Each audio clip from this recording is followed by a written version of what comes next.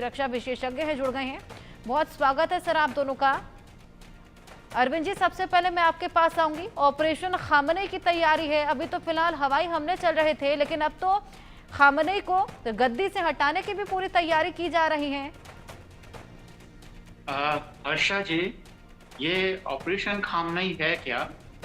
उसके बारे में मुझे ज़्यादा जानकारी नहीं है। जो जानकारी आपको आप देंगी।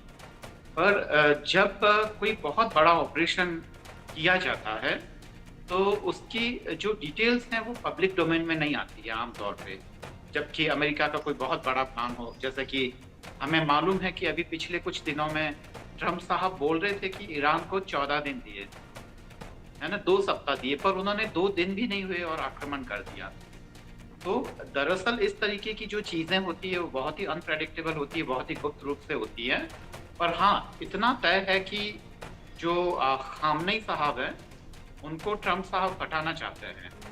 और ये जो दावा कर रहे हैं कि ईरान को ग्रेट दोबारा बनाएंगे, ईरान तो उनके हिसाब से अगर 79 से पहले वाला अगर ईरान हो जाता है तो ट्रम्प साहब की नज़र में वह ग्रेट है। और इस तरीके का जो प्रोपेगेंडा फैलाया जाता है, जैसे कि हमारे भारत में भी जब कॉलोनियल रूल था तो वो ये बताते थे कि हम इंडिया को डेमोक्रेसी सिखा रहे हैं, हम यहाँ पे बहुत सारे जो रिलीजियस रिफॉर्म ला रहे हैं, इस तरीके का तमाम प्रोपेगेंडा किया जाता है। पर इसके मूल मकसद होता है वहाँ के संसाधनों को लूटना और अपने खुद के घर भरना। तो अभी उनकी नज़र ईरान के संसाधनों पर है और पूरे विश्व में ये साबित करना कि जो दुनिया है वो एक ध्रुवीय है और यहाँ पे अमेरिका की दादागिरी चलेगी। जहाँ तक भारत का मामला है, इस अमेरिकी दादागिरी से पिछले 4 दशकों में भारत ने बहुत कुछ खोया है। ईरान से, इराक से, तमाम पूरा जो वेस्ट एशिया है, वहाँ से हमारे जो खासकर एनर्जी के जो सोर्सेज थे, पेट्रोलियम वगैरह, उसको स्क्वीज किया है। जयशंकर साहब ने भी इसकी चिंता जाहिर की थी। तो इस पूरी पॉलिटिक्स को समझना है। उसका एक जो बड़ा भाई है अमेरिका, वो पूरी दुनिया को लूट रहा है, भारत के हितों को नुकसान पहुंचा रहा है। और उसका जो छोटा भाई इजराइल है, वो भारत को पुचकार रहा है और भारत से सहयोग की डील करने का वो दम्भ कर रहा है।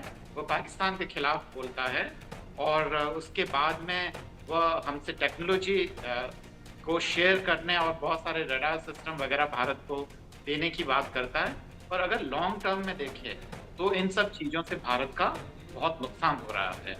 हर्षा जी, बिल्कुल, यहाँ पर देखना हुआ किस तरीके से, किन चरणों में, किन फेजेस में पूरे ऑपरेशन को चलाया जाता है। हालांकि इसको लेकर बहुत ज़्यादा जानकारी अभी नहीं आ पाई है और इस तरह के ऑपरेशन की ज़्यादा जानकारियाँ लीक भी नहीं कर जाती।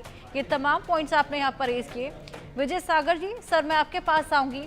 क्या लगता है किस तरीके से इस पूरे ऑपरेशन को चलाया जाएगा और क्या ये पॉसिबल है भी अमेरिका के लिए?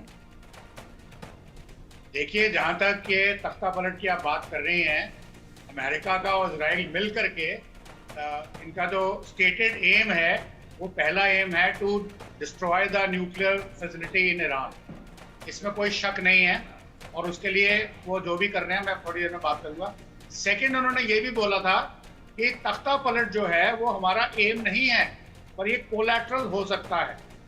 तो ये एक स्टेटमेंट है जो उन्होंने मीडिया में दी है, which has to be taken with a pinch of salt। अगर तख्ता पलट जैसे उन्होंने लीबिया में किया या इराक में किया, अगर वो यहाँ पे एम है, तो मैं आपके दर्शकों को ये बताना चाहता हूँ कि कल हमने कुछ ईरान के नागरिकों को सुना टेलीविजन के ऊपर। तो उन नागरिकों के जो 5-6 नागरिकों का बयान आए डिफरेंट सिटीज से, जहाँ पे न्यूज रिपोर्टर्स थे उस पर्टिकुलर चैनल्स के, वहां से हमें ये पता चला कि जो सिविलियन डैमेज है वो सिर्फ तेहरान के अंदर है, वो भी एक कोलैटरल डैमेज के तौर पे है। यानी कि जो लोगों ने बताया कि हमारा कोई भी सिविलियन डैमेज नहीं है किसी भी शहर में और हम ठीक ठाक हैं, भले चंगे हैं, और हम तमाशा देख रहे हैं कि अमेरिका और इजराइल मिलके हमारे अगेंस्ट क्या दादागिरी बना कर रहे हैं। यानी कि जो लोकल पब्लिक है, हम अभी तक ये सोच रहे थे कि आयतुल्ला खमानी ने बहुत बेरहमी से अपनी पब्लिक को डील किया है, औरतों के खिलाफ बहुत कुछ खराब किया है और लोग भी खुश नहीं हैं। और जो IRGC के कमांडर हैं वो एक बड़ी लग्जूरियस लाइफ लीड करते हैं, ये अपने ही फायदे के लिए काम करते हैं और जनता क्या त्राही त्राही कर रही है। ये हमको पहले इंप्रेशन दिया गया था कि ऐसा है। तो इस इंप्रेशन में बोला गया कि हमारी कोशिश ये रहेगी, जैसे ट्रम्प साहब के बयान आए बीगा बोला मेक ईरान ग्रेट अगेन, कि आप बड़े सिविलाइजेशन थे, दोबारा आपको ग्रेट बनाएंगे अगर आप नया लीडर चुनेंगे। तो इस किस्म के जो फॉल्ट लाइन ढूंढने की कोशिश कर रहे थे, वो कल जो हमारे सिविलियंस के बयान आए हैं, मेरे ख्याल में वो उसको वहां नहीं करते। उन्होंने कैटेगोरिकली बोला है कि 1979 ऑनवर्ड्स हम लोग बड़े अगेंस्ट थे अमेरिकन के, क्योंकि उन्होंने जो शाही रजा पहलवी के माध्यम से ईरान के अंदर जो गंद मचाया हुआ था, वो हम उनके अगेंस्ट हैं। तो बीच में थोड़ी over a period of time थोड़ी मॉडरेशन हुई लगती थी, परंतु अभी कल के बयानों से पता चला है कि लोग खुमैनी के अगेंस्ट नहीं हैं। और दूसरा, खुमैनी को यह भी पता है, या उनके बड़े बड़े कमांडरों को पता लग गया है कि उनकी असैसिनेशन पॉसिबल है, क्योंकि अमेरिका के पास या इजराइल के पास वो हथियार हैं, एक्सपर्टीज है, और उन्होंने पहले बताई भी है, डेमोन्स्ट्रेटेड एक्सपर्टीज है कि आपके सारे साइंटिस्ट को मार दिया, कमांडरों को मार दिया। फिर उसके बाद पहले भी साइंटिस्ट के ऊपर हुआ, या आपके जो पुराने प्रेसिडेंट थे उनका बताया जाता है कि वो भी एक साजिश थी जो उनका हेलीकॉप्टर क्रैश हुआ था। तो इसलिए अयतुल्लाह खुमैनी ने अपने 3 सक्सेसर्स को one after the other declare कर दिया है कि अगर कल मेरी असैसिनेशन हो जाती है, हु विल टेक ओवर। तो ये जो डिक्लेयर्ड लोग हैं, अगर ये वक्ता तख्ता पलट होता भी है तो वो भी उतने ही रेडिकल और उतने ही राइट हैं, उससे अमेरिका को कोई फायदा नहीं होने या इजराइल को कोई फायदा नहीं होने। तो ये तख्ता पलट की बात है। और जहां तक ऑपरेशन की बात है, इजराइल का काम है ओवरग्राउंड जो टारगेट्स हैं, मिलिट्री टारगेट्स हैं, इकोनॉमिक टारगेट्स हैं, एयर डिफेंस टारगेट्स हैं, और जो उनकी और फैसिलिटीज हैं उनको बर्बाद किया जाए। और जो अंडरग्राउंड है, जहां पे उनके न्यूक्लियर वेपन्स हैं या उनकी 2500 जो उनके पास हाइपरसोनिक मिसाइल्स अभी बताया जा रहा है कहां पे पता नहीं है, उसको देखने के लिए अमेरिका अपने B-2 बॉम्बर्स का इस्तेमाल कर रहा है, और कॉन्फिडेंटली बोल रहा है कि हमें पता है कहां क्या है, हम टाइम आने पे उसको डिस्ट्रॉय करेंगे। अगर उसके पहले ईरान हथियार डालता है तो हम उस पर गौर कर सकते हैं, परंतु ईरान हथियार नहीं डालेगा। उसकी पेशेंस बहुत मजबूत है, और वो हमने ईरान इराक वॉर में देखा था।